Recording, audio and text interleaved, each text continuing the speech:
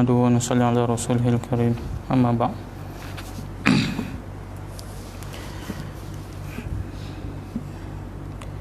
Bismillahirrahmanirrahim.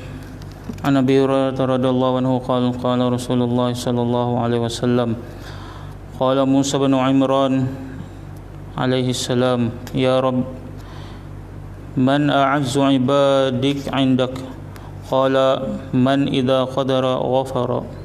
Sayyidina Abu Hurairah radhiyallahu anhu berkata, Rasulullah sallallahu alaihi wasallam bersabda, Nabi Musa bin Imran alaihi salam berkata, ya Tuhanku, siapakah hamba-Mu yang paling mulia di sisi-Mu? Maka Allah Subhanahu wa taala menjawab, seseorang yang mampu untuk mengambil tindak balas namun masih memberi kemaafan. An Abdullah bin Umar radhiyallahu anhuma qala jaa rajulun ila an-nabiy sallallahu alaihi wasallam faqala ya Rasulullah kam a'fu anil khadim fasamata anhu an-nabiy sallallahu alaihi wasallam thumma qala ya Rasulullah kam a'fu anil khadim qala kulla yawmin 70 marrah. Sayyidina Abdullah bin Umar radhiyallahu anhuma berkata bahawa seorang sahabat telah datang berjumpa Nabi sallallahu alaihi wasallam lalu bertanya, ya berapa banyak kesalahan pekerja yang patut saya maafkan? Baginda Rasulullah hanya berdiam diri. Kemudian beliau berkata lagi, berapa banyak kesalahan pekerja yang patut saya maafkan? Rasulullah sallallahu alaihi wasallam bersabda, setiap hari 70 kali.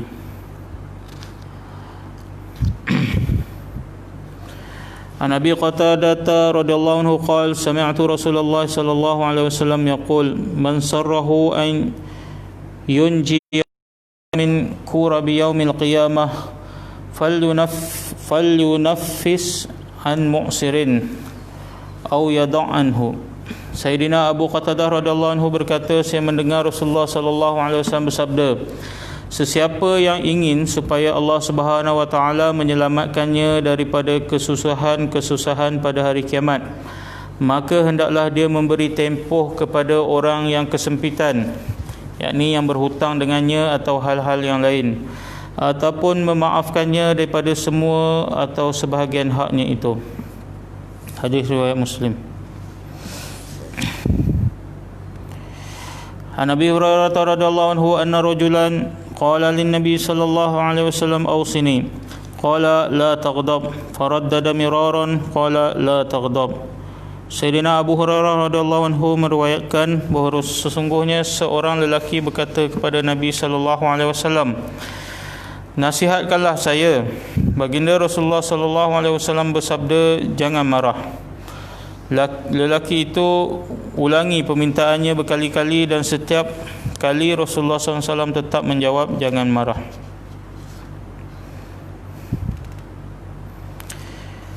An Abi Hurairah radhiyallahu anhu anna Rasulullah sallallahu alaihi wasallam qala laisa syadidu bis sur'ati innama syadidu alladhi yamliku nafsahu 'inda al-ghadab.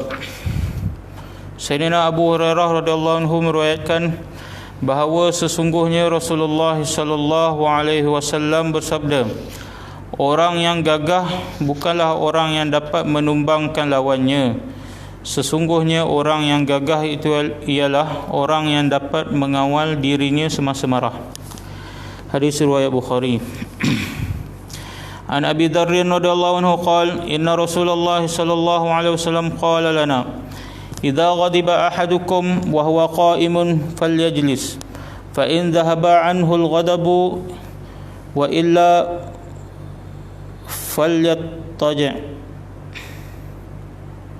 Sayyidina Abu Dzar radhiyallahu anhu berkata, sesungguhnya Rasulullah sallallahu alaihi wasallam telah berkata kepada kami, apabila ada sesiapa yang marah dalam kalangan kamu sedangkan dia dalam keadaan berdiri, maka hendaklah dia duduk. Sekiranya dengan duduk kemarahan itu telah hilang, maka eloklah. Jika tidak, maka hendaklah dia berbaring. Maksud hadis di atas ialah hendaklah seseorang itu mengubah kedudukan kepada apa-apa bentuk kedudukan yang boleh mendatangkan perubahan fikiran dan perasaan supaya kerugian kerana kemarahan itu dapat diminimumkan. Ada kemungkinan yang besar marah akan berkurang apabila seorang itu duduk daripada berdiri dan seorang itu berbaring daripada duduk. An Ibn Abbas radhiyallahu anhu an Nabi sallallahu alaihi wasallam annahu qala allimu wa bashiru wa la tu'assiru wa idza ghadiba ahadukum falyaskut. Sayyidina Abdullah bin Abbas radhiyallahu anhu meriwayatkan bahawa Nabi sallallahu alaihi wasallam bersabda, ajarlah agama kepada orang ramai, pendengarkanlah kepada mereka berita-berita gembira dan janganlah kamu menyusahkan. Apabila sesiapa marah dalam kalangan kamu, maka hendaklah dia berdiam diri. An Atiyah radhiyallahu anhu qala Rasulullah sallallahu alaihi wasallam, innal ghadaba minasy syaitan wa innasy syaitan khuliqa minan nar wa innama tudfa'un naru bil ma' fa idza ghadiba ahadukum falyatawadda. Sayyidina Atiyah radhiyallahu anhu berkata, sesungguhnya kemarahan itu kesan daripada syaitan, dan sesungguhnya syaitan dicipta daripada api, dan sesungguhnya api hanya boleh dipadamkan dengan air. Oleh itu sesiapa daripada kalangan kamu marah, maka hendaklah dia berwuduk. InsyaAllah kita dengar beberapa buah hadis tentang akhlak-akhlak yang mulia yang Nabi ajar pada kita. Semoga kita dapat ambil intibar amal dan sampaikan, insya-Allah. Subhanallah bihamdihi, subhanakallah.